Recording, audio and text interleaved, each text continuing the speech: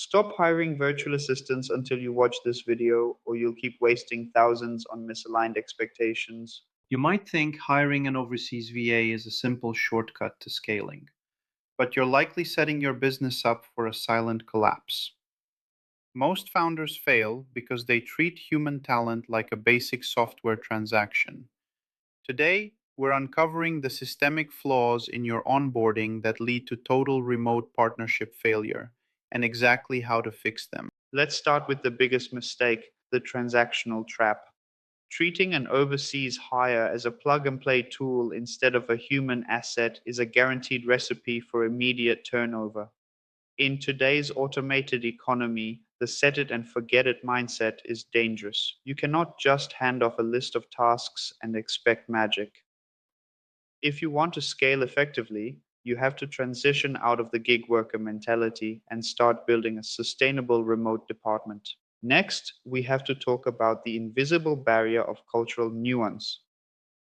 This is where most remote teams struggle without even realizing it. High context versus low context communication styles create silent project delays. For example, in many Southeast Asian or Eastern European markets, the word yes doesn't always mean agreement or comprehension. Often it just means, I hear you. You have to move beyond just looking at language proficiency and start mastering regional professional etiquette and establishing clear feedback loops. But even with great communication, vague instructions act as a catalyst for catastrophic errors. This is what I call documented chaos. If your complex workflows are just a bulleted list in a Google Doc, you are failing your team. You need interactive SOPs and video based training modules. Stop blaming your assistant when things go wrong.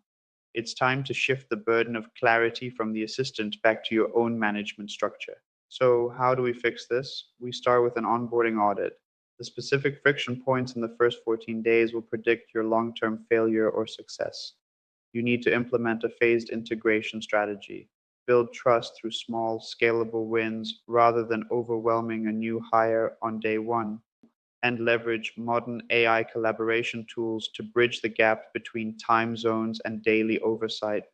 Ultimately, sustainable scaling requires integration. You must move from a task based relationship to a goal oriented partnership that actually drives ROI. Create a company culture where your overseas hires feel empowered to speak up and optimize your existing processes. When you do this, you finalize the blueprint for a global team that functions as a single cohesive unit. If your remote team is struggling, it's not the talent, it's the friction in your systems. Audit your workflows, respect the cultural integration, and watch your business actually scale. If you found this helpful, hit the like button, subscribe for more operational blueprints, and let me know in the comments what has been your biggest challenge when hiring overseas. See you in the next one.